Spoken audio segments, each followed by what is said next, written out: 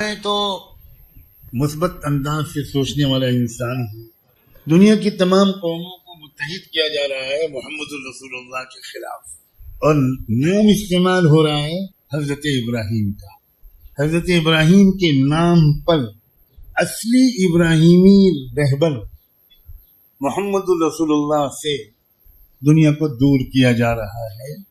کیا یہ اس بات کی علامت نہیں ہے کہ اپنوں کو خبر ہو یا نہ ہو، کسی اور کو خبر ہے کہ مستقبل محمد الرسول اللہ ہے؟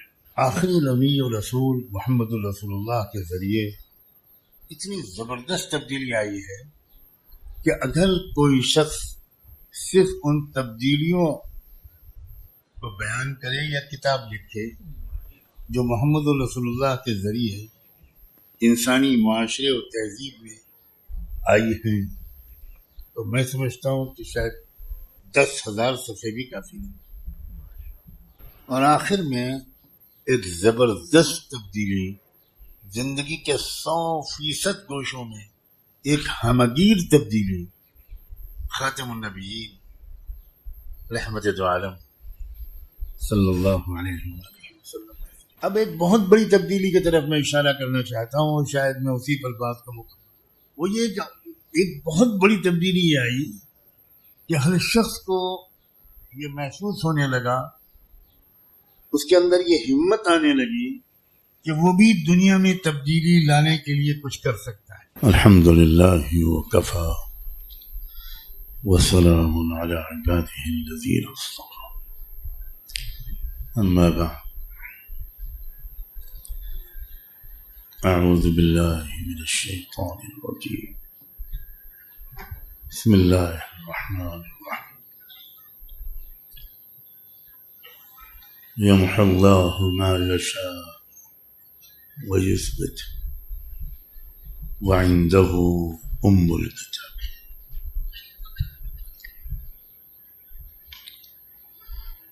وقال تعالى: أما الزبد فيذهب جفاء وأما ما ينفع الناس فيمكث في الأرض.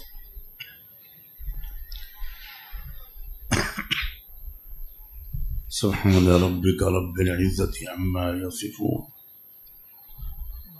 وسلام على المرسلين والحمد لله رب العالمين.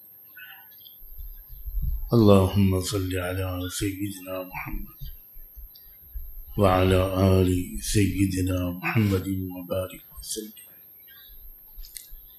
اللهم صل على سيدنا محمد وعلى آل سيدنا محمد وبارك وسلم. اللهم صل على سيدنا محمد وعلى آل سيدنا محمد وبارك وسلم.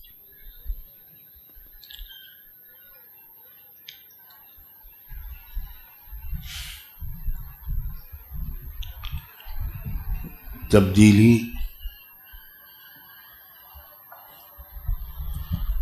یہ دنیاوی زندگی کا ایک فطری فینومینا ہے.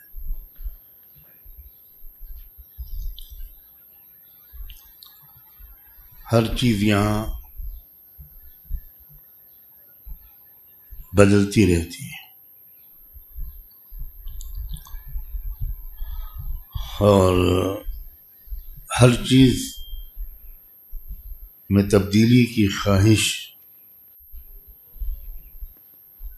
یہ بھی اللہ نے انسان کی فطرت میں رکھی گئی ہے.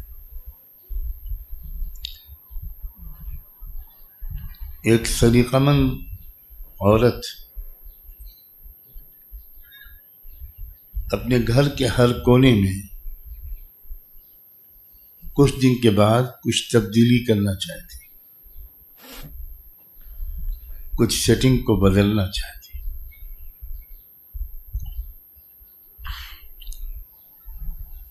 ہم آپ بھی کھانے پینے میں، پہننے میں، تبدیلیاں پسند کرتے ہیں.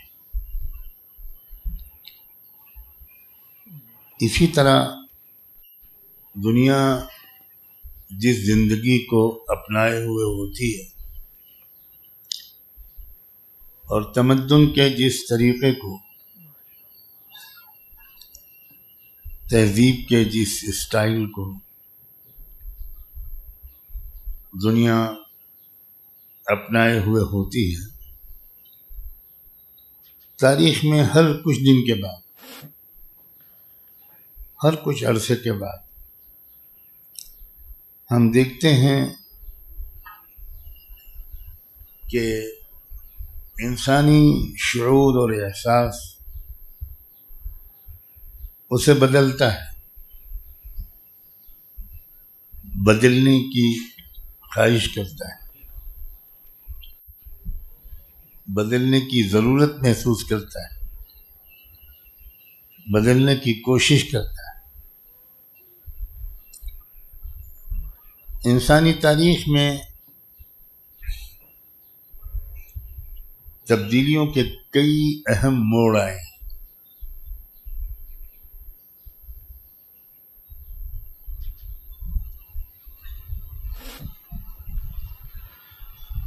بہت بڑا موڑ اور شاید سب سے بڑا موڑ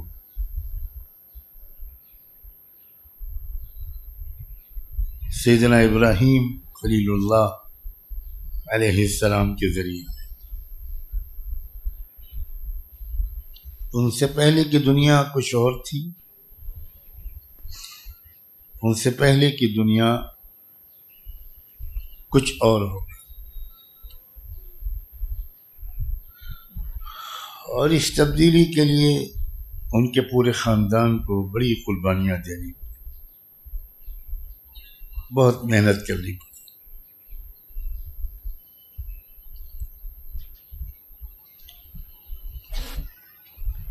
کیا کیا چھوڑنا پڑا، کیا کیا نچھاور کر دینا پڑا.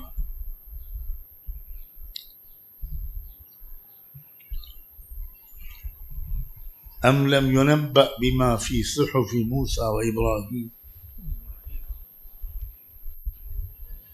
الذي وفى.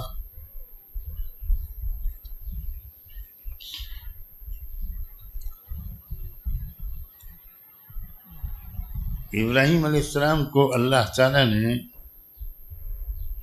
اپنا وفادار بندہ قرار دیا ہے.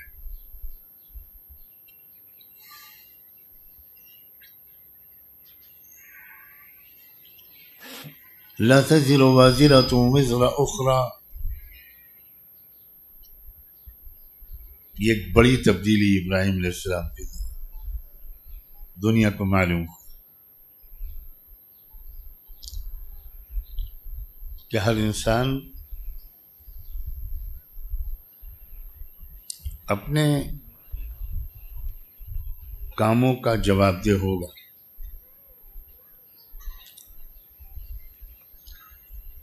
کسی دوسرے کے برے کاموں کی سزا یا اچھے کاموں کا انعام کسی کو نہیں ملے.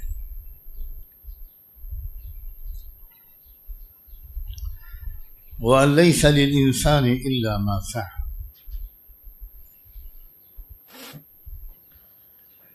ابراہیم علیہ السلام کے ذریعے ایک قانون یہ اسٹیبلش ہوا کہ کوشش کے بغیر کسی انسان کے ہاتھ کچھ نہیں آئے.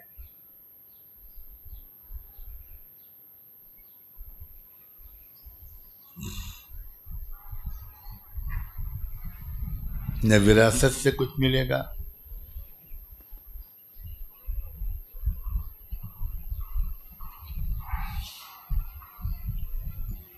نہ کسی اور ذریعے سے کسی کو کچھ ملے گا.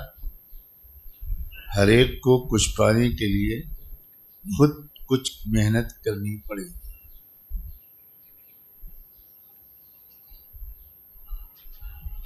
وَأَنَّ سَعْيَهُ سَوْفَ يُرَى.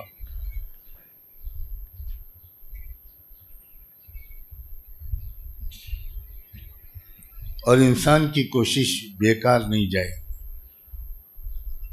لازماً اس کا نتیجہ نکلے۔ یہ اصول ہیں زندگی کے جو ابراہیم علیہ السلام کے ذریعے انسانیت کو سکھائے گئے۔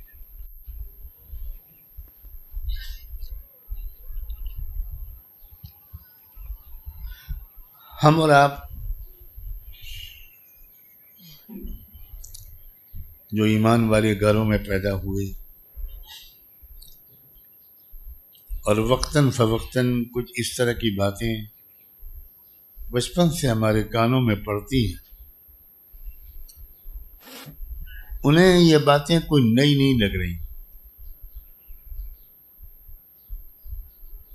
لیکن جس وقت ابراہیم علیہ السلام نے یہ باتیں سکھائی تھیں،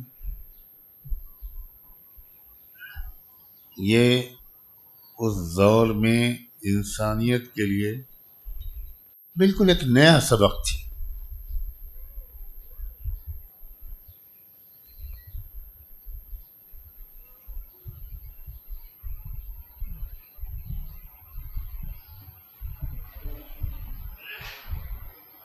آج بھی بہت سی قومیں وہ ہیں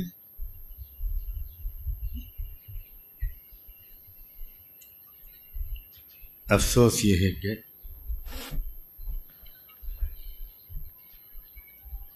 کہ جو دوسروں کی نیکیوں کی امیدوں کے سہارے جیتی ہیں اور انہی کی نیکیوں کے ثواب کی امیدوں کے سہارے مرتی ہیں۔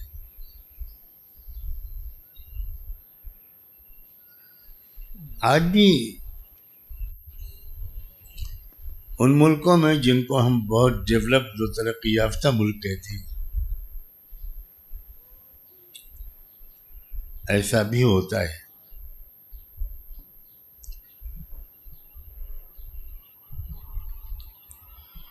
کہ کسی کا انتقال ہوتا ہے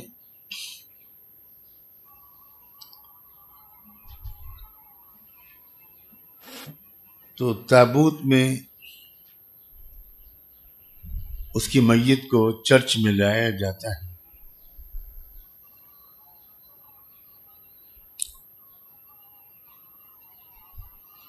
اور چرچ میں اس کے بیوی یا بڑے بیٹے کو بلایا جاتا ہے،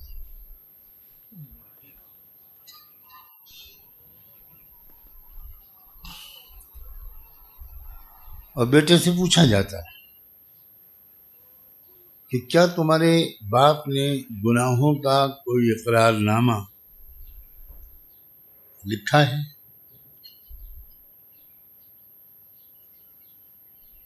یا اگر نہیں لکھا تو تم گواہی دے سکتے ہو کہ تمہارا باپ کیا کیا کرتا تھا؟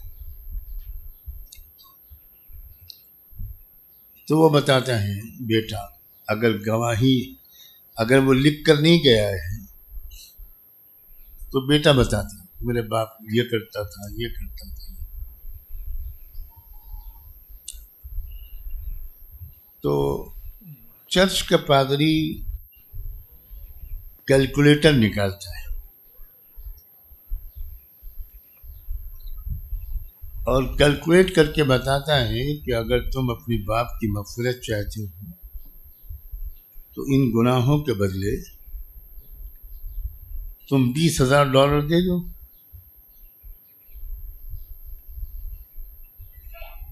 £10,000 دے دو،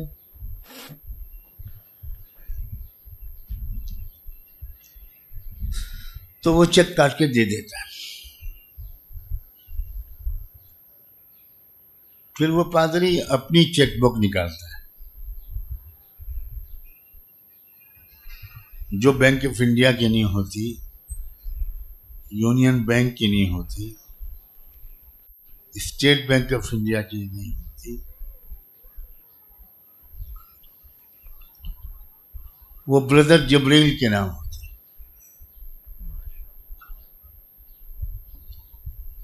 اور اس میں اس شخص کا نام لکھا جاتا ہے مرنے والے کا، please pay to the bearer of this cheque mister Johnson, 3rd floor of Paradise, اور وہ چیک تابوت میں رکھ دیا جاتا ہے میت کے سینے پر. اور ان ترقی یافتہ سوٹ پینٹ ٹائی پہننے والے بہت بڑے بڑے انٹل کچوروں کو اطمینان ہو جاتا ہے کہ جیسے ہی تابوت کھلے گا اور حضرت جبریل کے نام یہ چیک ملے گا تو عذاب کے فرشتے واپس چلے جائیں گے، پیمنٹ ڈن، کچھ نہیں کر سکتے، مغفرت ہو گئی. آج کے زمانے میں بھی یہ خیالات ہیں. وَأَلَّيْسَ لِلْإِنسَانِ إِلَّا مَا سَعَى وَأَنَّ سَعْيَهُ سَوْفَ يُرَى.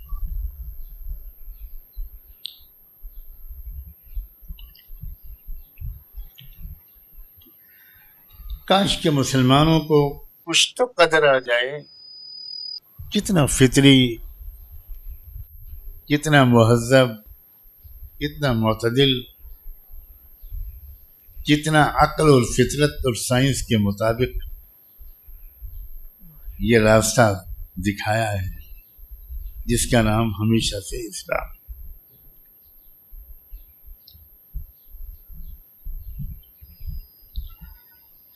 پھر ایک بڑی تبدیلی دنیا میں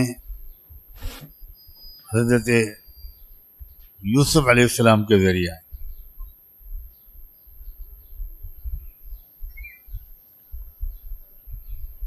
تفصیل میں نہیں جانا چاہتا میں اس وقت، لیکن بہت بڑی تبدیلی تھی جو یوسف علیہ السلام کے ذریعہ آئی. انصاف ملا کروڑوں لوگوں.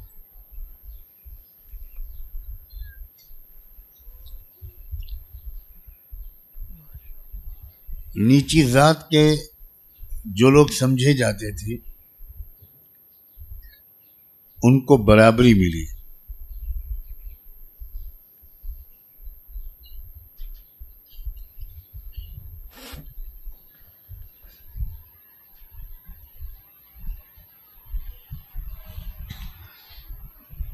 راستے سے جو ہٹ گئی تھیں عورتیں، بے شرمی کا راستہ اختیار کر لیا تھا، ان کو پاک دامنی کا راستہ ملا.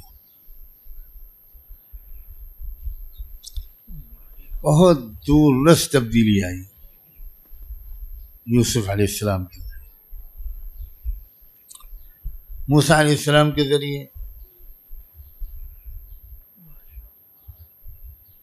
بہت بہت بڑی تبدیلی آئی. برسہ برس سے بلکہ صدیوں سے غلامی کی زنجیروں میں جکڑی ہوئی قوم، اس کو آزادی ملی، عزت ملی، حکومت و اقتدار ملی، اور پھر اس نے حکومت اور اقتدار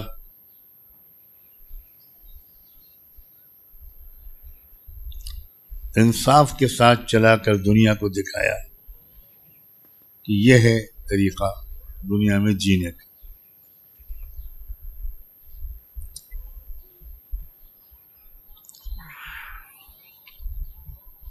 پھر حضرت عیسیٰ علیہ السلام کے ذریعے بہت بڑی تبدیلی آئی.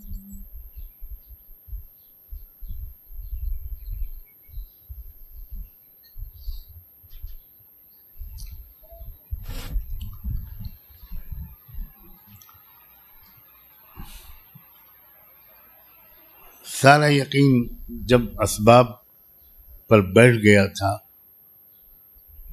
کہ اسباب کے بغیر کچھ نہیں ہو سکتا،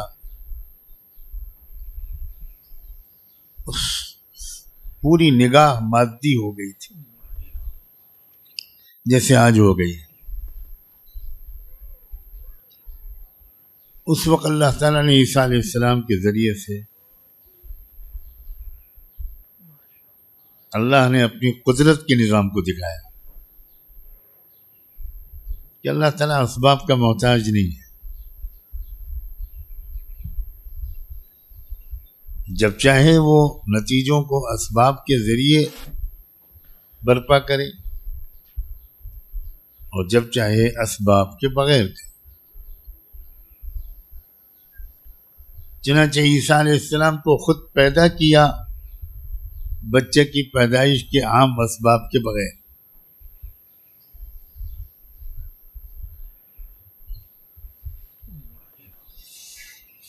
اور اس کے بعد اسباب کے بغیر مریضوں کو شفا بار بار دلوا کر دکھائی. توڑ دیا نظام اسباب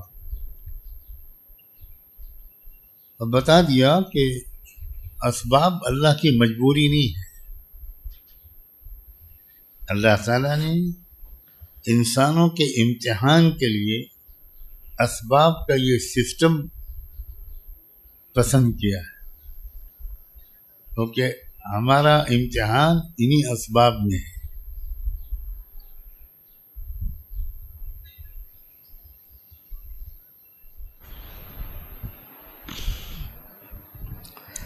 اور آخر میں ایک زبردست تبدیلی زندگی کے 100% گوشوں میں ایک ہمگیر تبدیلی خاتم النبیین رحمت دو عالم صلی اللہ علیہ وآلہ وسلم.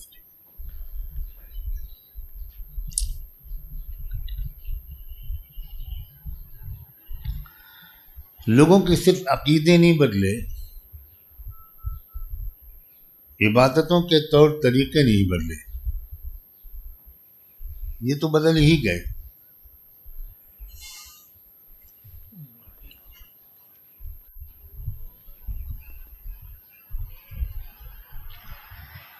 انسان کو سجدہ کرتا تھا،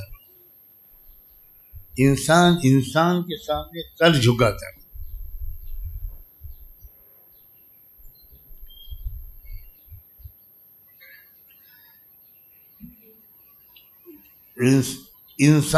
کسی انسان میں کسی طرح کی کوئی بڑائی دیکھی تو اس کے قدموں پہ گر جاتا تھا. کسی طرح کی کوئی بڑائی، مذہبی بڑائی دیکھی تب گر گیا، دنیاوی بڑائی دیکھی تب گر گیا، سیاسی بڑائی دیکھی تب گر گیا،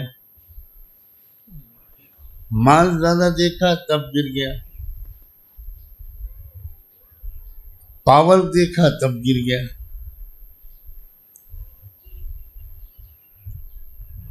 یہ ایک عام کلچر تھا دنیا کا. پچھلی کوششوں کے بعد دوبارہ یہ کلچر دنیا پہ چھا گیا.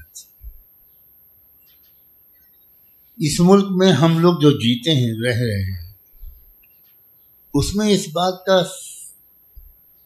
سمجھنا بہت آسان ہے. چاروں طرف انسانوں کے قدموں پر گرے ہوئے نظر آتے.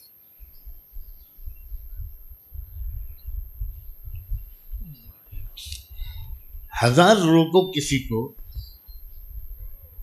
کہ بھائی ہم سے محبت کا، ہمارے آدر و سمان کا یہ طریقہ نہیں ہے. بہت سے لوگ ہیں جو کسی کو اگر بزرگ سمجھتے ہیں، نیک سمجھتے ہیں، سنت سمجھتے ہیں، تو وہ سیدھے اس کے قدموں پر سر رکھتے ہیں، اچھی نیت کے ساتھ کرتے ہیں. مگر یہ ہر ایک سے محبت کا، ادب کا، آدر و سمان کا، آستھا کے ظاہر کرنے کا طریقہ الگ ہوتا ہے.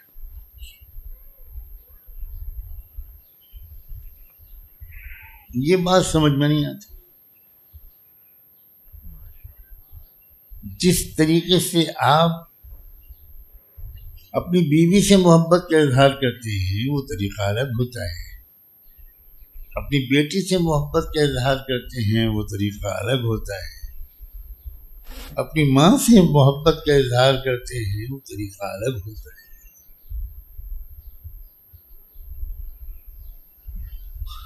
اسی طرح اپنے مالک سے محبت کا اظہار کرنا، اس خدا سے، اس پرمیشور سے، اس سے اپنی محبت کا اظہار ظاہر کرنے کا طریقہ الگ ہونا چاہیے، اور آپ اپنے گرو سے محبت کا اظہار کرتے ہیں اس کا طریقہ الگ ہونا چاہیے۔ یہ چیزیں بڑی گڈ مٹ ہو جاتی ہیں کچھ قوموں میں، جیسے ہمارے یہاں کی قوم، اور پھر وہ بات بڑھتے بڑھتے بڑھتے بڑھتے صرف گرو تک نہیں رہتی، پھر وہ جانوروں سے محبت کے اظہار تک۔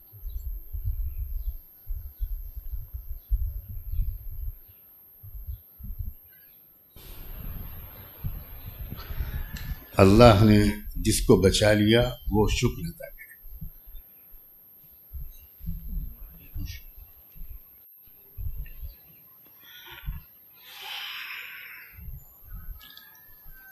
تو آخری نبی و رسول محمد الرسول اللہ کے ذریعے اتنی زبردست تبدیلی آئی ہے کہ اگر کوئی شخص صرف ان تبدیلیوں کو بیان کرے یا کتاب لکھے جو محمد الرسول اللہ کے ذریعے انسانی معاشرے و تہذیب میں آئی ہیں، تو میں سمجھتا ہوں کہ شاید 10,000 صفحے بھی کافی نہیں۔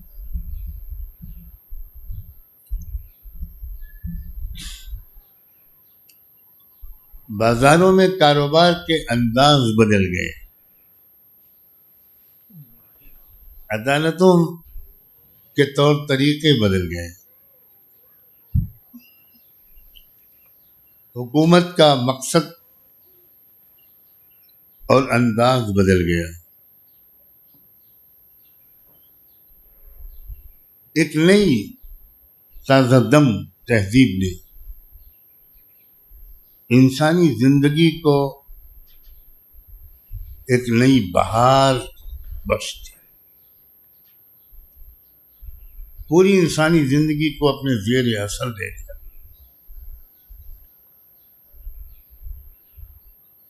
شرم و حیا جو انسان اور جانور کے درمیان ایک بہت بڑا فرق ہے،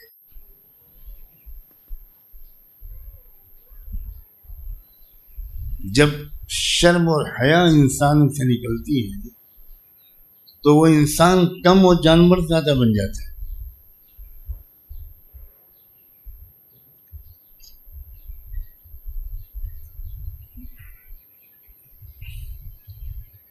نبوت محمدی کے ذریعے انسانوں کو کھویا ہوا حیا کا، شرم کا لباس ملا، زیور ملا، سلیقہ ملا۔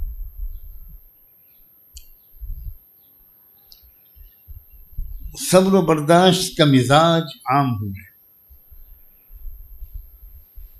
بات بات پر جو انسان غصہ ہو کر تلوار اٹھا لیتا تھا، سر تن سے جدا کر دیتا تھا، یہ رویہ بدل گیا۔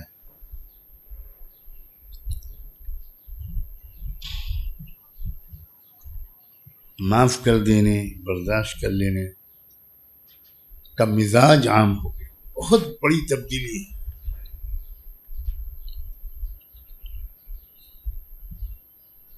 بڑی بڑی جنگیں صرف کسی ایک حاکم کے غصے کی وجہ سے،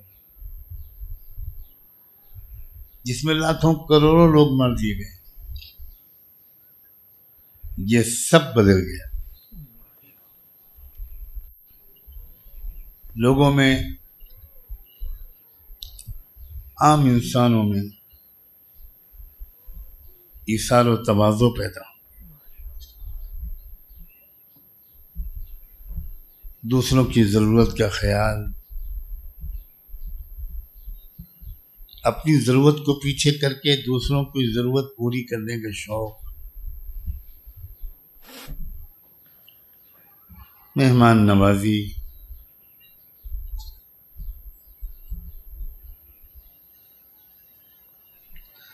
اپنی غلطی مان لینے کا مزاج،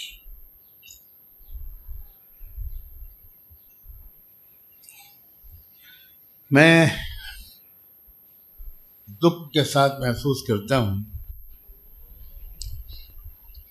کہ یہ جو میں کچھ بولتا ہوں یا بول رہا ہوں، یہ الگ الگ الفاظ خواہ نہیں بول رہا ہوں.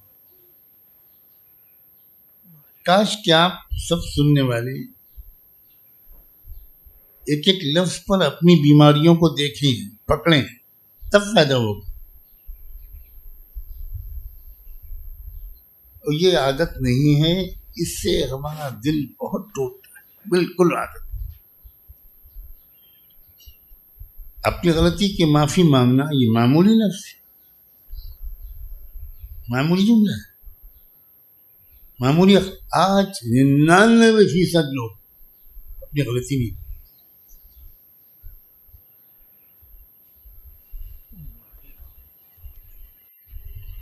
بلکہ اخلاق کی بلندی یہ ہے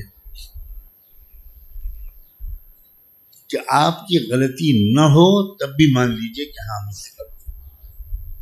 یہ ہے اخلاق. ہر شخص آج اپنی صفائی پیش کرتا ہے فوراً.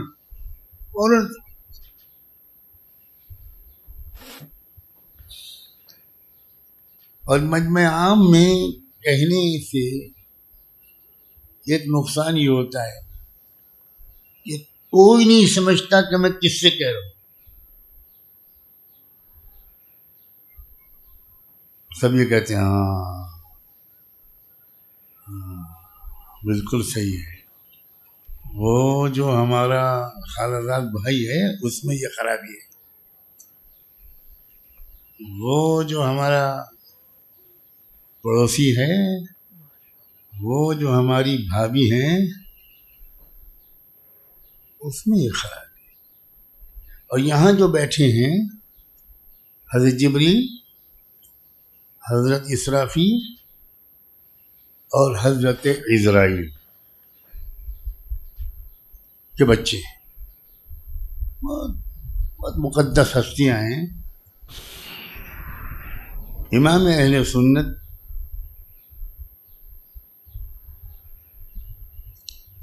حضرت مولانا محمد عبد الشکور فاروقی رحمۃ اللہ علیہ لکھنؤ میں رہتے تھے، اور ان کا مقام دیار پورب میں یو پی کے مشرقی حصے میں وہ تھا جو مغربی یو پی میں حکیم الامت حضرت تھانوی رحمۃ اللہ علیہ. ایک ہفتے کے لیے لکھنؤ تشریف لائے حضرت مولانا الیاس.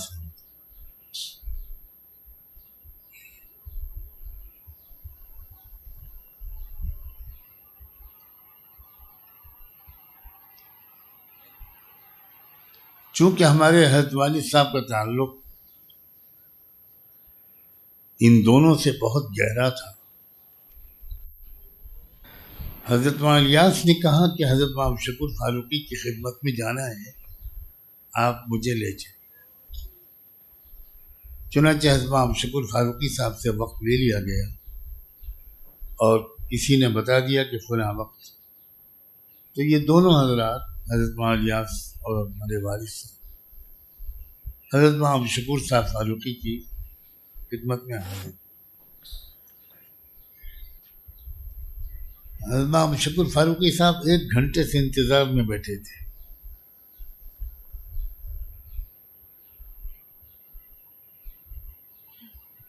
وقت بتانے والے سے کچھ غلطی ہو گئی.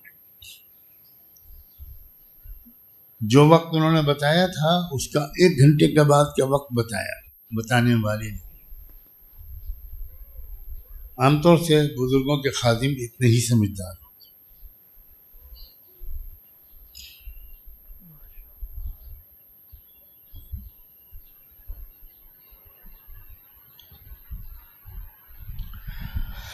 حضرت محمد شکور صاحب فاروقی مزاج کے تھے. بس غنیمت یہ ہے کہ ہاتھ میں درہ نہیں تھا. حضرت عمر فاروق تو بڑے غصے کے ساتھ استقبال کیا ہوں کہ آپ حضرات کو بھی وقت کا اتنا خیال نہیں. جو وقت میں نے دیا تھا اس کے بعد آپ 1 گھنٹہ تاخیر سے آ رہے ہیں. حضرت والد صاحب نے فوراً معذرت اور صفائی کے لیے کچھ کہنا چاہا. یہی کہنا چاہا کہ جو وقت ہم کو بتایا گیا ہم ٹھیک اسی وقت پر حاضر ہوئے. تو گویا غلطی ہم سے نہیں ہوئی ہے، وقت بتانے والے سے ہوئی. میں کہنا یہ چاہتا ہوں کہ جیسے ہی حضرت والد صاحب نے کہنا چاہا حضرت حضرت الیاس نے ہاتھ دبا دیا. والد صاحب نے کہا کہ نہیں مولانا نہیں، بڑوں کے سامنے صفائی نہیں پیش کی جاتی، اپنی غلطی مان لی جاتی. ہے کسی کے پاس یہ اخلاق؟ غلطی ہو تب بھی نہیں مانتے، اور یہاں وہ سکھا رہے ہیں کہ غلطی نہیں ہو تب بھی اپنی غلطی مان لیں، صفائی نہیں پیش کرتے. لیکن یہ چیزیں نفسانیت ختم نہیں ہو رہی کسی طرح ختم. اور اس کی سنجیدہ فکر ہی نہیں نظر آتی کہ میری یہ کمزوریاں دور ہوں. داڑھی میں نے رکھ لی، کرتا پہن لیا، ٹوپی لگا لی، یہ کیا چیز؟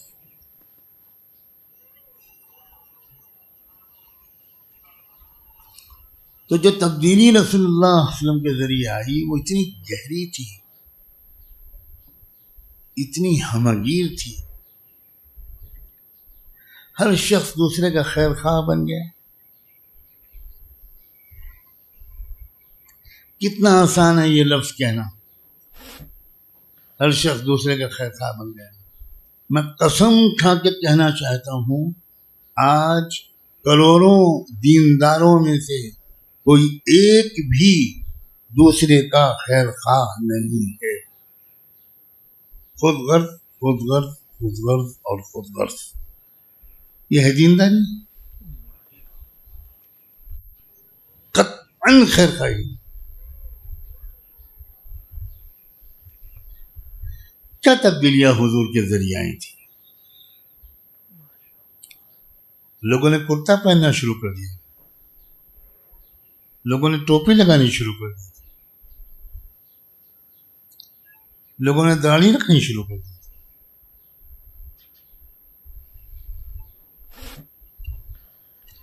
میں وہ ان تبدیلیوں کو گنانے کی کوشش کر رہا ہوں جن کی طرف ہمارا ذہن نہیں جاتا. امانت داری، اللہ، ایک پیسے کی خیانت، ایک پیسے کا کرپشن کروڑوں انسانوں کی زندگی سے نکل گیا. آپ سوچیں اس ملک کی معاشی حالت کہاں پہنچے گی جہاں 100% لوگ ایماندار.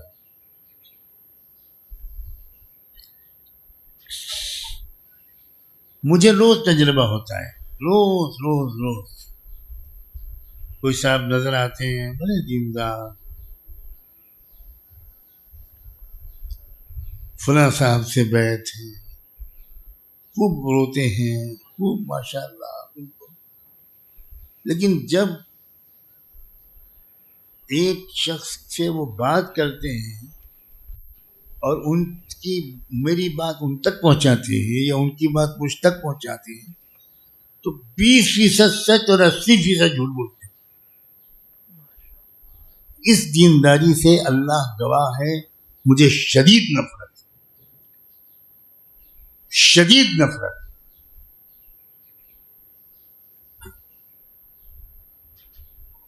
اور میں اپنے کو قابو میں نہیں رکھتا.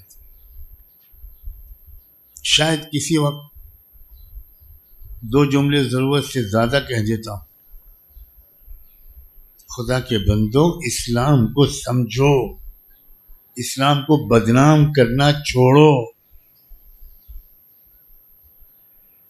جس صفات لاؤ اپنے اندر، خیر خواہی، امانت داری، ایثار و تواضع، صبر و برداشت، عفو و درگزر، سخاوت، ہمدردی، اللہ کے مخلوق کی خدمت،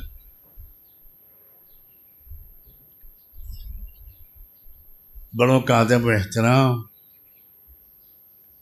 چھوٹوں پر شفقت اور پیار، راستوں کو صاف رکھنا، گھر کا کچرا باہر نہ پھینکنا. ہے کسی کے سامنے یہ بھی اسلام سکھاتا ہے؟ جواب دیجیے.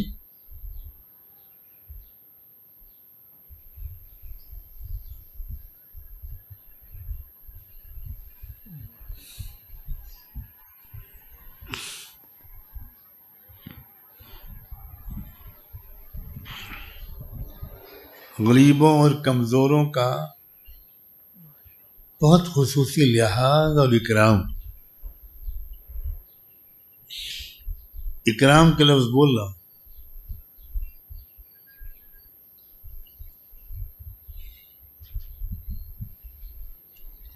ان کی عزت نفس کا خیال، پڑوسیوں کے ساتھ اچھا سلوک.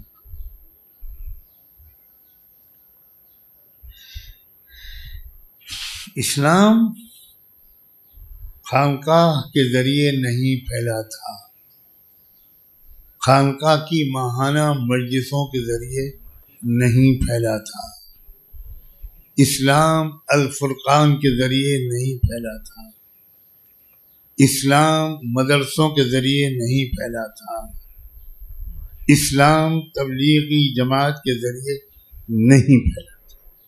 کیا کہلوانا چاہتے ہو؟ اسلام مسلمانوں کے اخلاق سے پھیلا.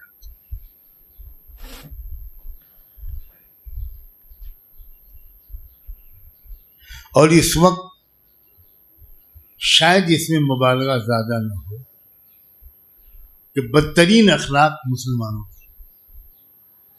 مسلمانوں نے پوری دنیا انسانیت کے بڑے حصے کو متحد کر دیا تھا.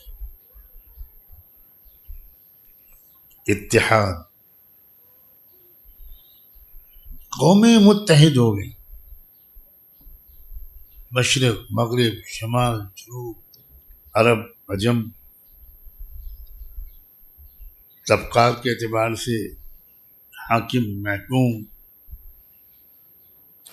کسان مزدور، امیر غریب، مرد عورت. کیا زبردست اتحاد.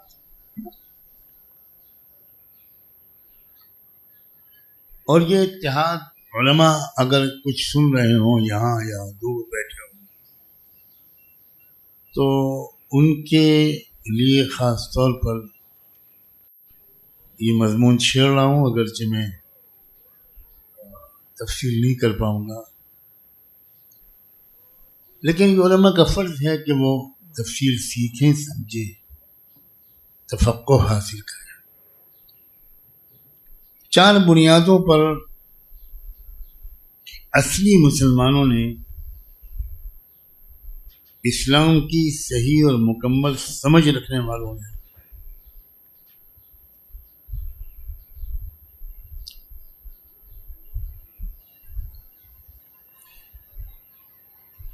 کروڑوں اور اربوں افراد کو متحد کر دیا.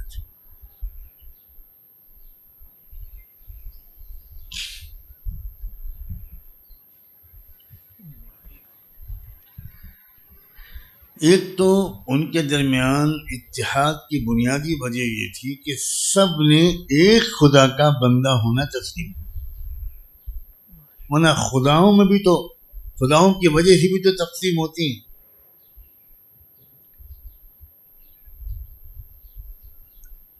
یہ فلاں کو پوچھتے ہیں، یہ فلاں کو پوچھتے ہیں، یہ فلاں کو پوچھتے ہیں، یہ فلاں کو پوچھتے ہیں، یہ فلاں کے بھکت ہیں، یہ فلاں کے بھکت ہیں، یہ ان کے ہیں، یہ ان کے ہیں، یہ ان کے ہیں، یہ ان کے ہیں.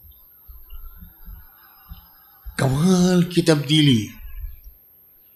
جب کروڑوں انسان اس حقیقت کو تسلیم کرنے میں کامیاب ہو گئے کہ نہیں، لا الہ الا اللہ.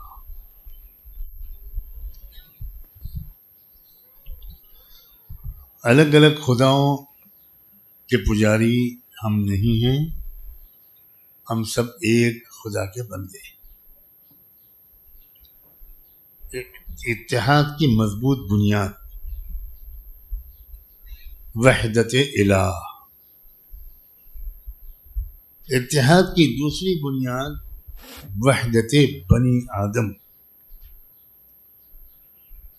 یہ یقین آ گیا دنیا کے لوگوں کو کہ سب انسان ایک ماں باپ کی اولاد ہے. کالے ہوں، گورے ہوں، عرب ہوں، عجم ہوں، سارے انسان ایک ماں باپ کی اولاد. ایک سگا رشتہ قائم ہو گیا.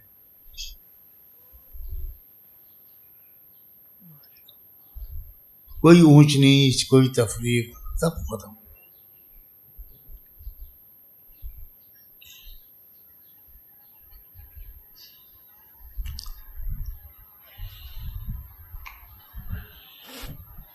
بہت بڑی تبدیلی تھی. پھر میں افسوس کا اظہار کرتا ہوں کہ میں تفصیل نہیں بیان کرتا. ساری دنیا کے انسان ایک ماں باپ کی اولاد ہے. ایک انقلابی سبق ہے جو رسول اللہ کلکم آدم وآدم من تراب لا فضل لعربی على عجمی. کچھ نہیں، کوئی اونچ نیچ نہیں. تو تیسری چیز جو محمد رسول اللہ صلی اللہ علیہ وآلہ وسلم کے ذریعے ملی وہ یہ کہ سارے نبیوں کا لایا ہوا دین ایک ہی ہے. سب نبیوں کا لایا ہوا، سب کتابوں میں اتارا ہوا ایک ہی دین ہے. دین الگ الگ نہیں ہے.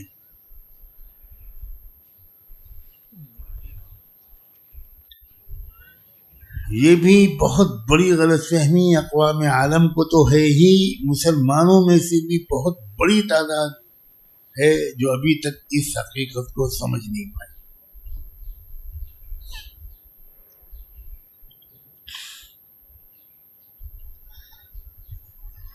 بہت سے لوگ یہ سمجھتے ہیں کہ موسیٰ علیہ السلام کوئی اور دین لائے، اس کا نام یہودیت پڑ گیا. عیسیٰ علیہ السلام اور کوئی دین لائے، اس کا نام عیسائیت پڑ گیا.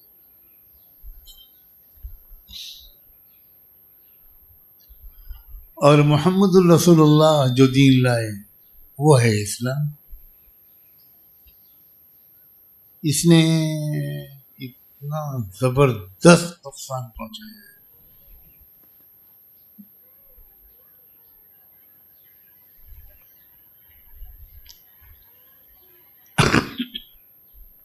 یہ اسی کا نتیجہ ہے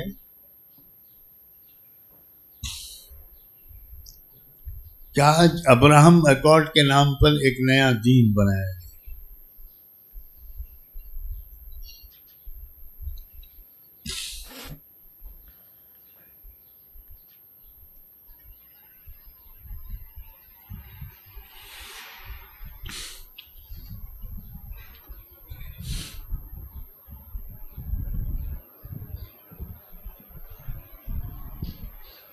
اکثر عرب رہنما،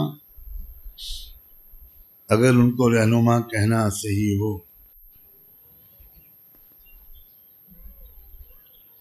کہنا چاہیے کہ اکثر عرب رہزن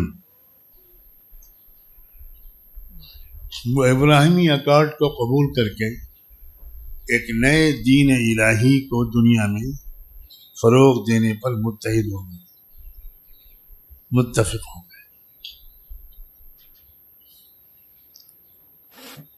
وہ کہتے ہیں کہ بھائی عالمی امن قائم کرنے کے لیے ہم ایک نئے مذہب پر متفق ہو جائیں، حضرت ابراہیم کو مان لیں، حضرت عیسیٰ کو مان لیں، حضرت موسیٰ کو مان لیں۔ آپ غور کیجئے کہ ابراہیم کو مان لیں، موسیٰ کو مان لیں اور عیسیٰ کو مان لیں، اور محمد رسول اللہ ان کا کوئی تذکرہ نہیں۔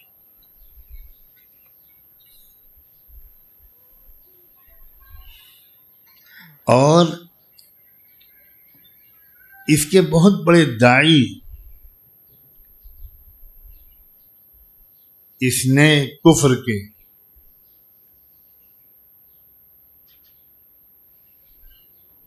حرمین شریفین کے متولی،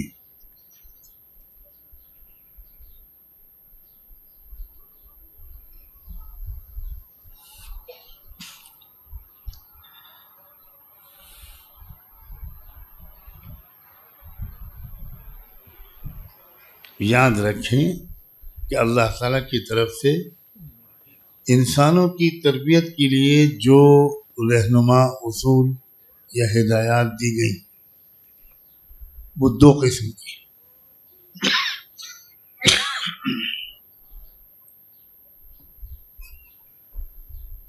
ایک وہ ہدایات ہیں جن کا تعلق عقیدوں سے ہے اور بنیادی اصولوں سے۔ ہدایات کے اس مجموعے کو جن کا تعلق عقیدوں اور بنیادی اصولوں سے ہے ان کو دین کہا جاتا ہے۔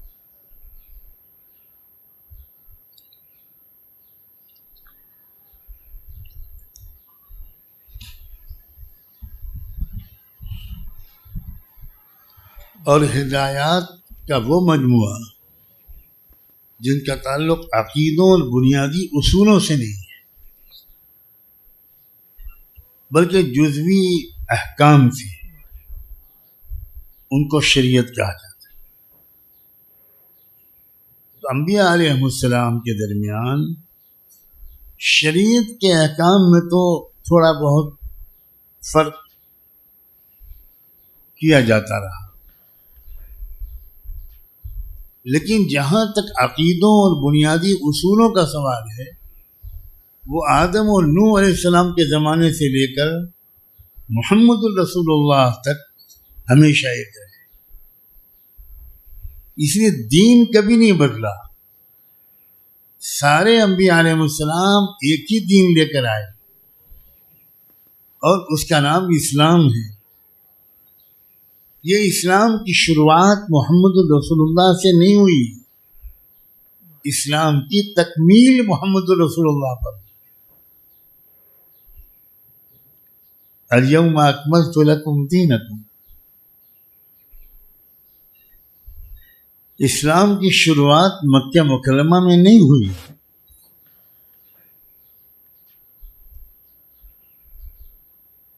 اگر وہ تحقیقی روایات درست تھیں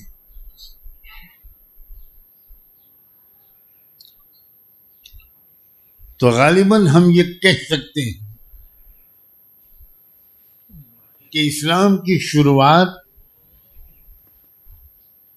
اس ملک سے ہوئی جس میں اللہ نے ہم کو پیدا کیا۔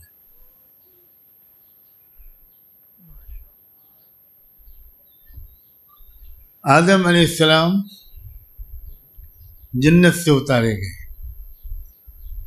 کہاں اتارے گئے؟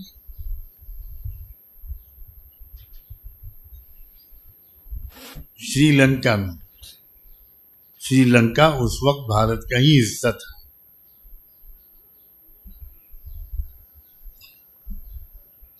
یہ تو بعد میں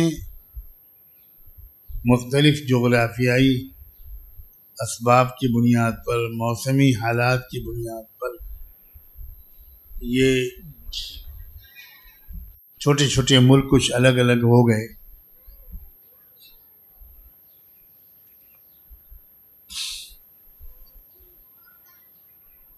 تو اگر آدم علیہ السلام بھارت میں اترے تو آدم علیہ السلام کا دین کیا تھا؟ اسلام. لہذا اسلام کی جنم بھومی کیا ہوئی؟ دین الگ الگ نہیں ہے قوموں کا. ما کان ابراہیم یہودیا ولا نصرانیا ولکن کان حنیفا مسلما.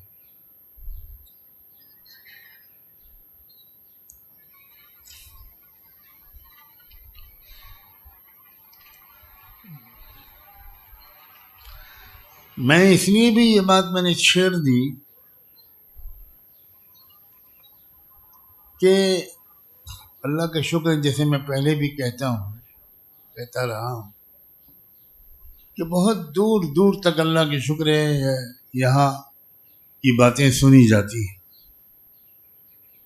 اور بعد میں بھی سنی جاتی ہیں.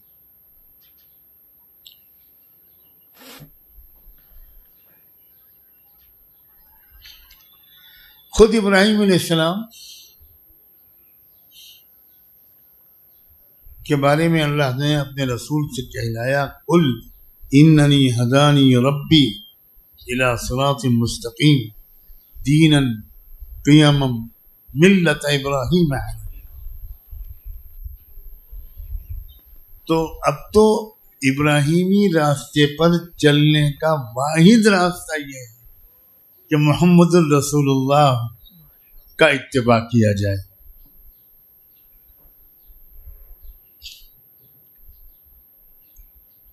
اب میں تو مثبت انداز سے سوچنے والا انسان ہوں. دنیا کی تمام قوموں کو متحد کیا جا رہا ہے محمد الرسول اللہ کے خلاف، اور نام استعمال ہو رہا ہے حضرت ابراہیم کا. حضرت ابراہیم کے نام پر اصلی ابراہیمی رہبر محمد الرسول اللہ سے دنیا کو دور کیا جا رہا ہے. کیا یہ اس بات کی علامت نہیں ہے کہ اپنوں کو خبر ہو یا نہ ہو، کسی اور کو خبر ہے کہ مستقبل محمد الرسول اللہ کا ہے؟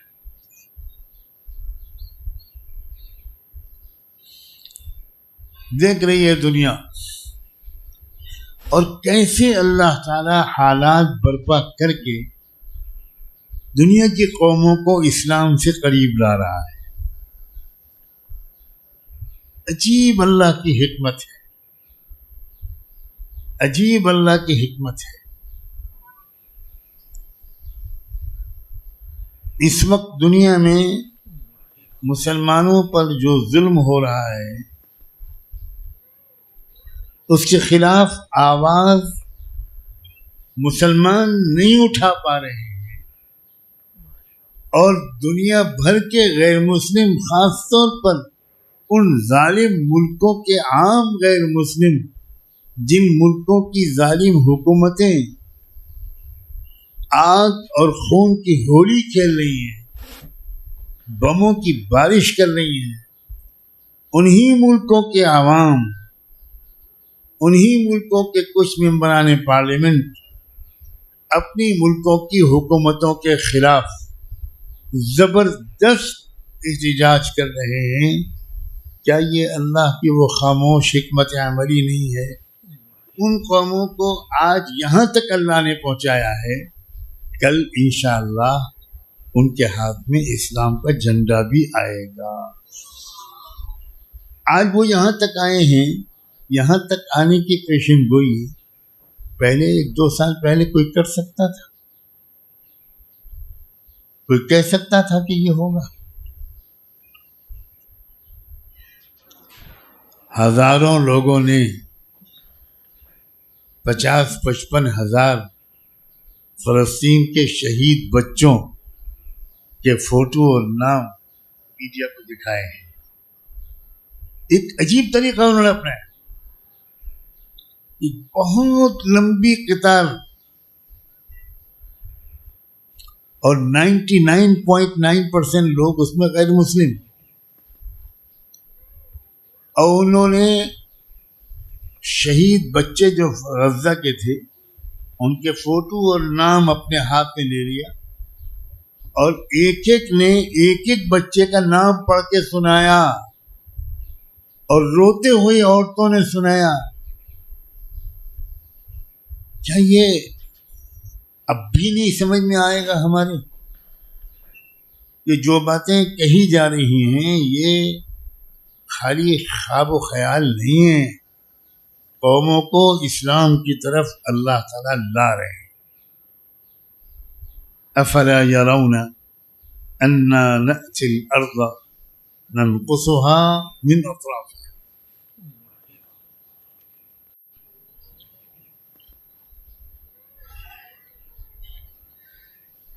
تو ایک طرف وحدت الہ،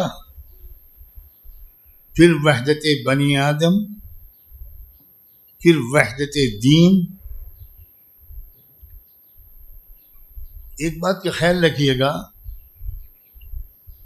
احتیاطاً کہہ رہا ہوں، وحدت ادیان الگ چیز ہے اور وحدت دین الگ چیز ہے.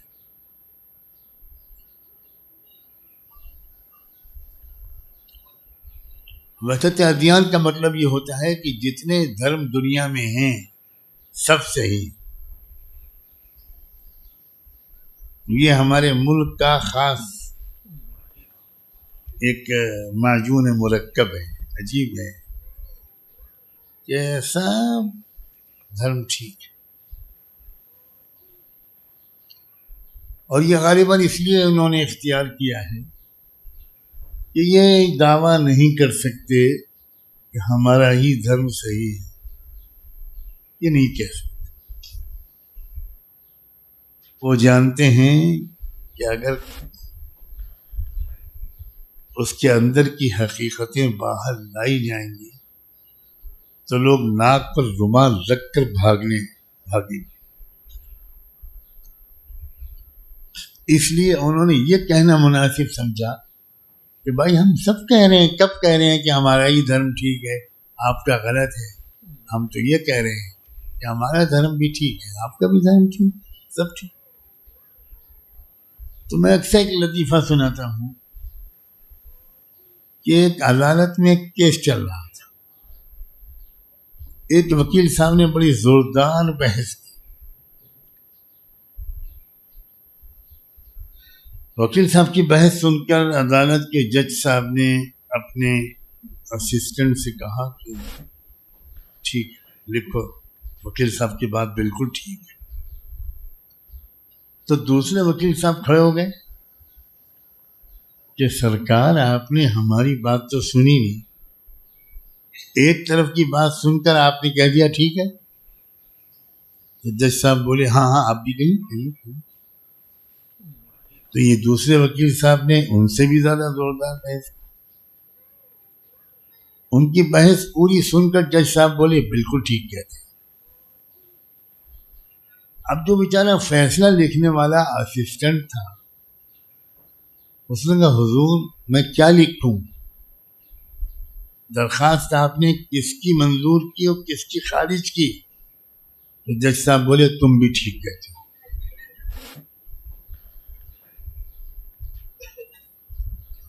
یہ ہے ہمارے یہاں کا مسلک، تم بھی ٹھیک کہتے ہو، تم بھی ٹھیک. مورتی پوجا وہ بھی ٹھیک ہے، مورتی پوجا کا کھنڈن کرنے والے وہ بھی ٹھیک ہے، گھنٹا بجانے والے وہ بھی ٹھیک ہے، اذان دینے والے وہ بھی ٹھیک ہے، نماز پڑھنے والے وہ بھی ٹھیک ہے. بھائی یہ کیا بات ہے؟ ایک بات ٹھیک ہوگی نا، باقی باتیں تو غلط ہوں گی. تو آؤ تلاش کریں کہ وہ ایک بات کون سی ٹھیک ہے.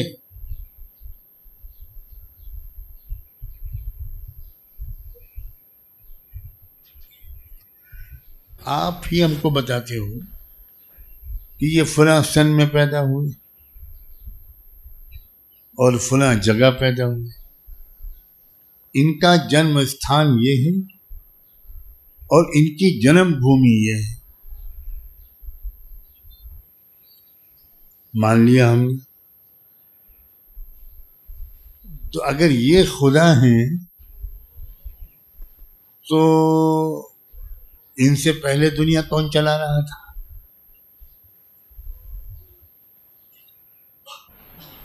وہ خدا نہیں ہو سکتا جو کسی ماں کی کوکھ سے پیدا ہوا ہو، وہ نہیں ہو سکتا. وہ لم یلد ولم یولد، اس کی شان ہونا ضروری ہے. تو وحدت دین الگ چیز ہے اور وحدت ادیان الگ چیز ہے. وحدت ادیان سراسر گمراہی ہے اور وحدت دین مکمل حق ہے. پھر جو انقلاب و تبدیلی آئی رسول اللہ صلی اللہ علیہ وسلم کے ذریعے، اس میں ایک چیز یہ کہ دین اور دنیا کی وحدت،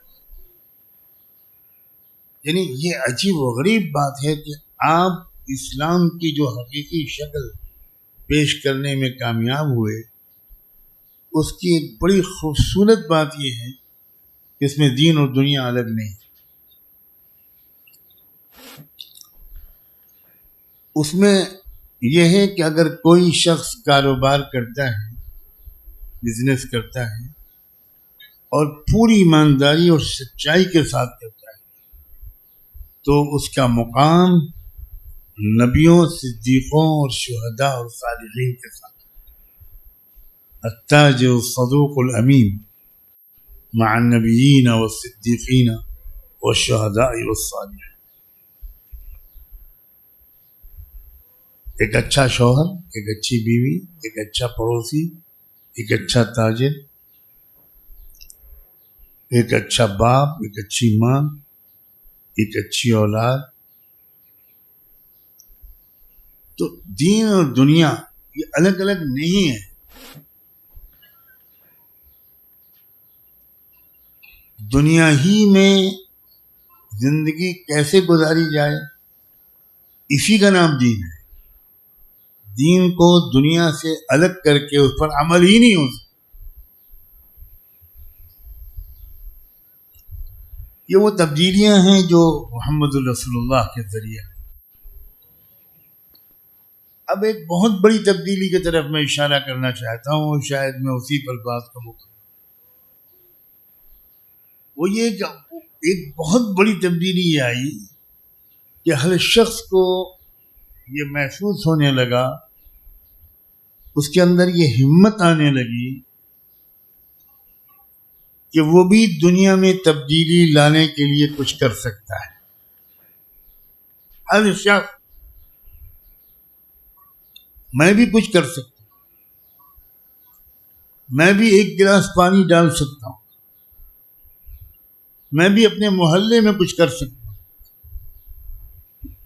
جب سب لوگ اپنے اپنے محلے میں کریں گے تو پوری دنیا میں تبدیلی پھیل جائے گی.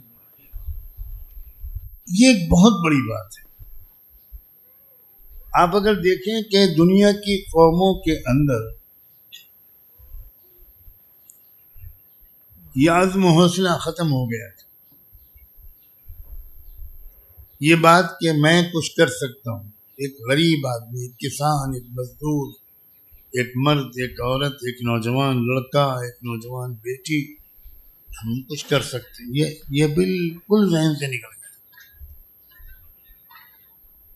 لاکھوں درود و سلام ہو محمد الرسول اللہ کہ انہوں نے ہر انسان کے اندر یہ حوصلے کی شمع روشن کر دی کہ نہیں، تم بھی کچھ کر سکتے، تم بھی کچھ کر سکتے. اے کسان، اے مزدور، اے دکاندار،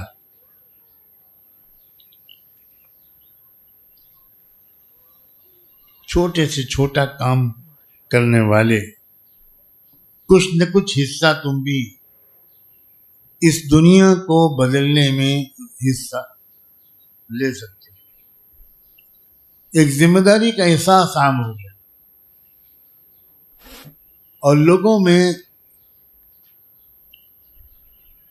ایک طریقہ یہ آ گیا کہ میں اپنا وقت بہتر استعمال کروں، وقت کو برباد نہ کروں، اللہ کے دیے ہوئے 4 پیسوں کو صحیح استعمال کروں، اللہ کی دی ہوئی صلاحیت کو میں صحیح استعمال کروں تو میں کچھ سماج کو کچھ سدھار سکوں گا، کچھ سماج کی سیوا کر سکوں گا، کچھ سماج کو بدل سکوں گا.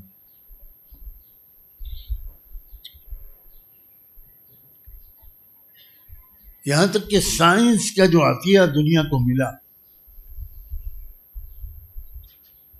کسے کہتے ہیں سائنس؟ دنیا کی ہر چیز کے سسٹم پر غور کرنا کہ وہ کیسے ورک کر رہی ہے، وہ کیسے فنکشن کر رہی ہے، اس پر غور کرنا، کچھ نتیجہ نکالنا، اسی کا نام سائنس. یہ بھی عطیہ ہے محمد الرسول اللہ.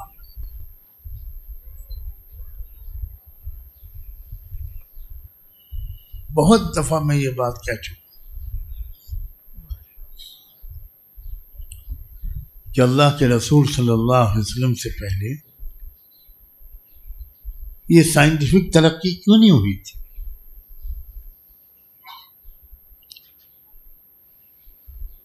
اس لیے نہیں ہوئی تھی کہ انسان ہر چیز سے ڈرا رہتا تھا، ہر چیز کو بھگوان مانتا تھا، ہر چیز پر چڑھاوے چڑھاتا تھا. تو جو انسان کسی چیز کو بھگوان سمجھے گا، آبجیکٹ آف ورشپ سمجھے گا، اس پر ریسرچ کیسے کرے گا؟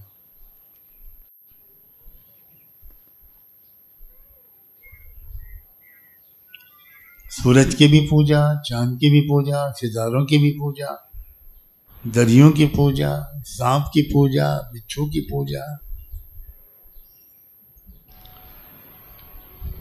جب اللہ نے یہ شرک جال کو توڑ دیا اور توحید کا انقلاب دنیا پر چھا گیا، یظہرہ علی الدین کلہ، تب دنیا کی آنکھیں کھلی اور تب دنیا کو پتہ چلا کہ ارے یہ سورج دیوتا نہیں ہے، یہ ہمارا سیوک ہے، یہ چاند دیوتا نہیں ہے، یہ ستارے دیوتا نہیں ہے.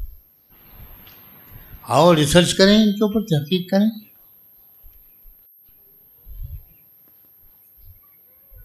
تو جب تک کہ شرک کا خاتمہ نہیں ہو گیا اور وہ توحیدی انقلاب نہیں آ گیا، تب تک سائنس کی تحقیقات کا دور شروع نہیں ہو پایا. تو کاش کہ ہم اس کو سمجھیں کہ اس دنیا کی دنیاوی ترقی کا بھی احسان کسی اور کا نہیں ہے، محمد الرسول.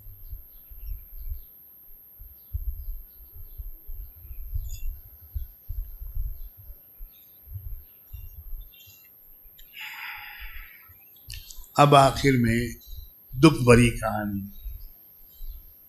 پھر تبدیلی کا ایک نیا دور ہے.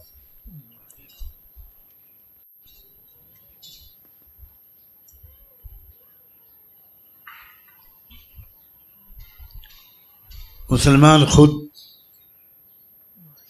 بڑے نئے حوصلے کے ساتھ، نئے علم کے ساتھ، نئی سمجھ کے ساتھ، نئے ارادے کے ساتھ دنیا کو سجانے، سنوارنے اور دنیا پر، زندگی پر لگے ہوئے جالوں کو دور کرنے، اس کے لیے جو مسلمان اٹھے اور خوب اٹھے، کیا خوب اٹھے، کیا تبدیلیاں آئیں مسلمانوں کے اٹھنے سے. سیاست میں، تجارت میں، گھریلو زندگی میں، عورت کے عزت و وقار میں، غریبوں کی زندگی میں، انسانوں کے اخلاق میں،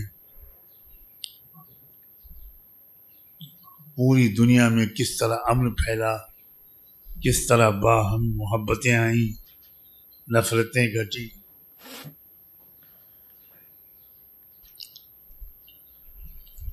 اناج سستا ہوا، زندگی سستی ہوئی اور آسان ہوئی. بہت زبردست تبدیلیاں ہیں. ہمارے عام طور سے نوجوان علماء کو میں ان کی خوشامد کرتا ہوں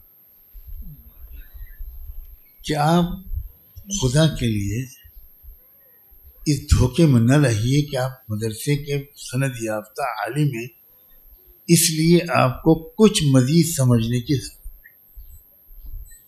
بہت ہی گستاخی کی معافی کے ساتھ کہتا ہوں، ہمارے مدرسوں میں اسلام کم پڑھایا جا رہا ہے، مسلک زیادہ پڑھایا.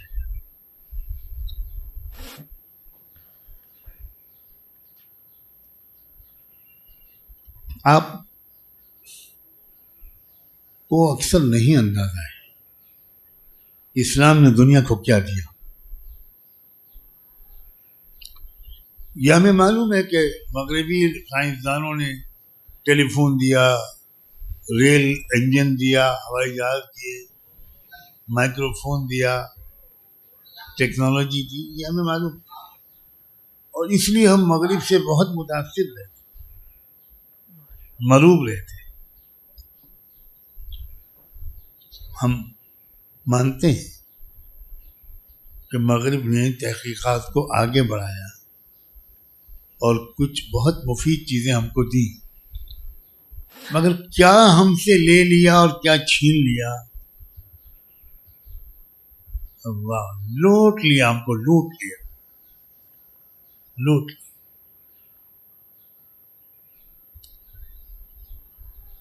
عورتوں بچیوں کی عزتیں لوٹ لیں، شرم و حیا چھین لی، باہمی اخوت محبت لے لی. اب بھائی بھائی کا دشمن ہے.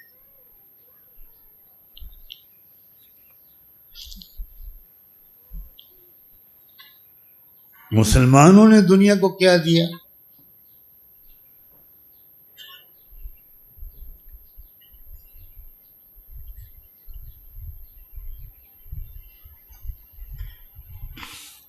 اگر آپ ان چیزوں کو ذرا گہرائی سے سمجھیں گے اور پڑھیں گے تو آپ کے جو اپنے علاقے کی مسجدوں میں تقریریں اور بیانات ہوتے ہیں ان کا ذرا سا انداز تھوڑا بہتر ہو جائے.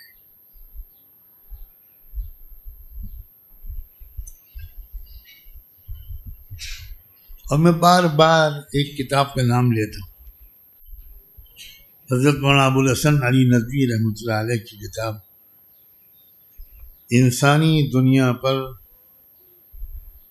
مسلمانوں کے عروج و زوال کا اثر. جب مسلمان عروج پر تھے تو انہوں نے انسانوں کو کیا دیا، اور جب مسلمانوں کا زوال آیا تو اس کے کیا اثرات ہوئے. اب ہم اس دور میں ہیں، اب اس بات کو غور سے سننا. کئی سو سال سے مسلمان نیچے لڑکتے جا رہے تھے.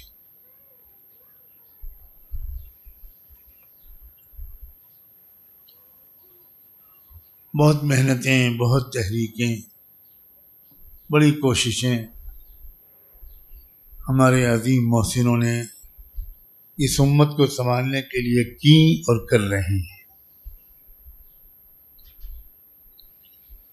اور جو خرابیاں مسلمانوں میں عام ہو گئی، بے حد فضول خرچی، سستی اور کاہلی،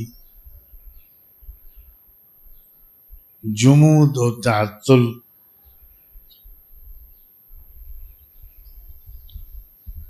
وقت ضائع کرنا، اللہ کے دیے ہوئے پیسوں کو برباد کرنا، جھوٹ بولنا، کام چوری، محنت نہ کرنا، اس طرح کی سینکڑوں خرابیاں مسلمانوں میں آ، اور میں آپ سے یہ کہتے کہتے اب کیا بتاؤں میرا کیا حال ہوتا جا رہا ہے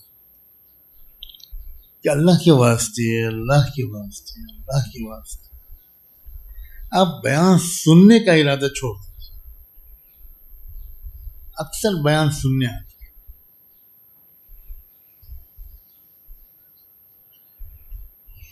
یہ جو عادتیں میں گناتا ہوں نا، ان کو دیکھیے کہ یہ بری عادتیں آپ کے اندر ہیں کہ نہیں۔ مطمئن مت ہوئیے اپنی داڑھی سے اور کرتے اور ٹوپی سے، بالکل مت ہو۔ آپ دیکھیے کہ آپ وقت ضائع کرتے ہیں کہ نہیں کرتے، آپ پیسہ برباد کرتے ہیں کہ نہیں کرتے، پان میں، گٹکے میں، موبائل میں،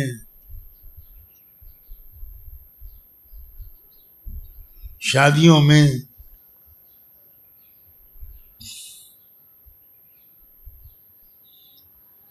ان چیزوں کو درست کرو بھائی۔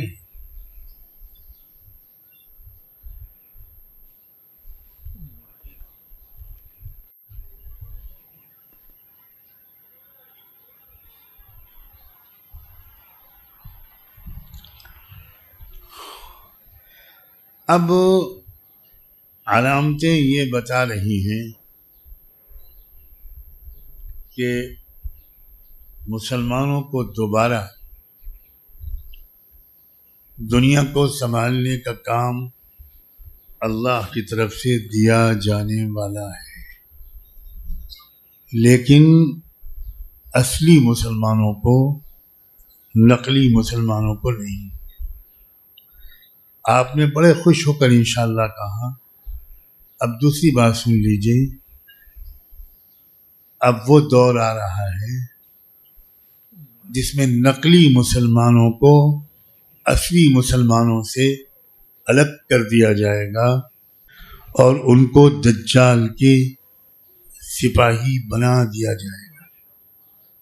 مہلت کم بچی ہے، دوبارہ کہتا ہوں مہلت کم بچی ہے، تیسری بار کہتا ہوں مہلت کم بچی ہے۔ اسی میں بہت کچھ ہونا ہے، اسی میں امام مہدی کا آنا ہے، ظاہر ہونا ہے، اسی میں عیسیٰ علیہ السلام کا نزول ہے، اسی میں دجال کا سامنے آنا ہے، اور اسی میں وہ بہت بڑی بھیانک جنگ کا ہونا ہے جس میں ہر 100 میں سے 99 مار ڈالے جائیں۔ اسی میں مسلمانوں کی بہت بڑی تعداد کو اللہ تعالیٰ کی طرف سے محروم کر دینے کا فیصلہ سامنے آ جائے گا۔ لیکن میں کیا کروں، کن لفظوں کو بیان کروں، لفظوں میں بیان کروں، کیا حالت ہے ہماری، کوئی تیز رفتاری، کوئی سنجیدگی، کوئی جنونی کیفیت، کوئی اپنی مکمل اصلاح کی تڑپ مجھے تو نظر نہیں آئی، بالکل نظر نہیں آئی۔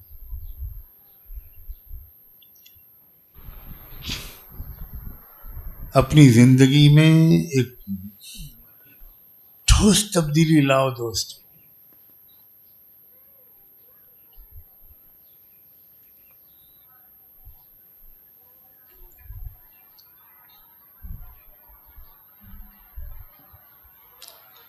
اگر ہم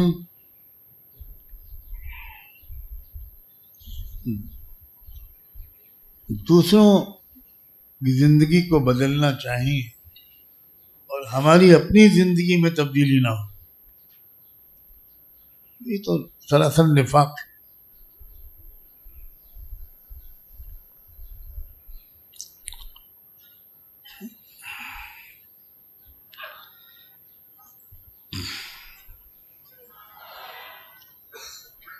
مغرب کے ہاتھ میں قیادت آئی کئی سو سال سے، یورپ کے ہاتھ. دنیا میں شروع میں لوگوں کو اچھی امیدیں ہوں،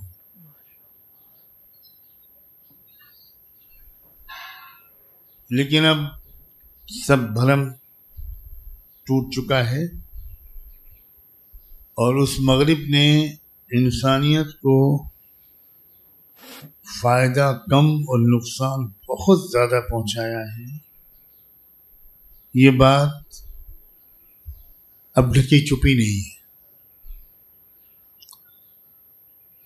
عدالتی نظام کتنا چوپٹ کر دیا، تعلیمی نظام کس قدر تباہ کر دیا، معاشی نظام کس قدر تباہ کر دیا، کرپشن کتنا عام کر دیا، روحانی بے سکونی کتنی عام کر دی، آپس میں بھائی کو بھائی پر بھروسہ نہ رہا، فیملی سسٹم ٹوٹتا چلا جا رہا ہے، ریپ، لڑکیوں کا عزتوں کا لوٹنا بڑھتا چلا جا رہا ہے، جرائم بڑھ رہے ہیں، مرڈر بڑھ رہے ہیں، دنیا کے جیل چھوٹے پڑ رہے ہیں، روز نئے قیدیوں کی تعداد آ رہی ہے، اور جیل میں قیدیوں کے رہنے کی جگہ کم پڑتی جا رہی ہے.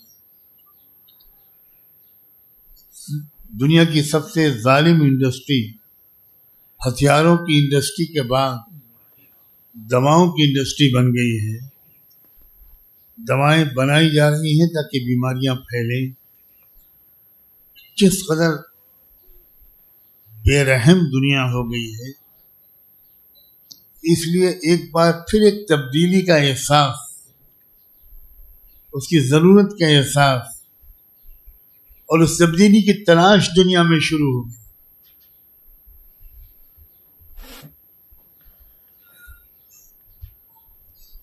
قوموں کے اندر تلاش شروع ہو جائے اور کوئی ان کے ہاتھ پکڑنے والا نہ ہو، یہ کس قدر دکھ کی بات ہے، کس قدر دکھ کی بات ہے. بڑے مقاصد کے لیے لوگ کہیں جا کر کچھ مدت قیام کر کے تربیت لینے پر آمادہ ہی نہیں. ایک قدم آگے بڑھتا ہے، کوئی 10 قدم پیچھے چلا جاتا ہے.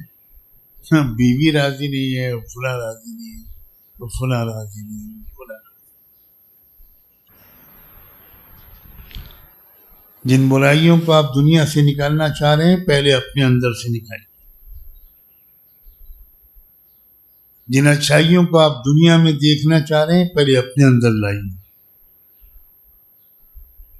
اور اس کے لیے اچھے ماحول میں کچھ مدت رہیے. بیان سننے سے کام نہیں چلے گا.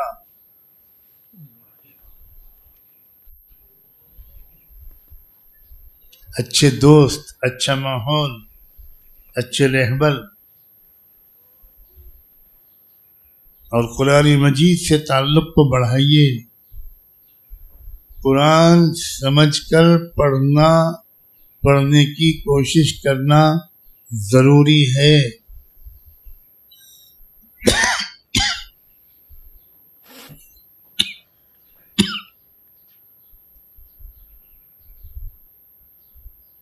اللہ تعالی ان سب مفید باتوں پر عمل کرنے کی ہم سب کو توفیق عطا فرمائے. اور یہ جو کیفیت ہماری ہے، کوئی بلند ارادی نہیں ہے. انقلاب لانے اور تبدیلی لانے کا کوئی جذبہ ہمارے اندر نہیں. یہ اسلام کے مزاج کے بالکل خلاف ہے. من رأى منکم منکرا فلیغیرہ بیدہ. اسلام حکم دیتا ہے کہ ہر برائی کو بدل ڈالنے کے لیے اٹھ کھڑے ہو. اور اس کے لیے خالی ایک بیان میں آنا کافی نہیں ہے۔ وآخر دعوانا ان الحمد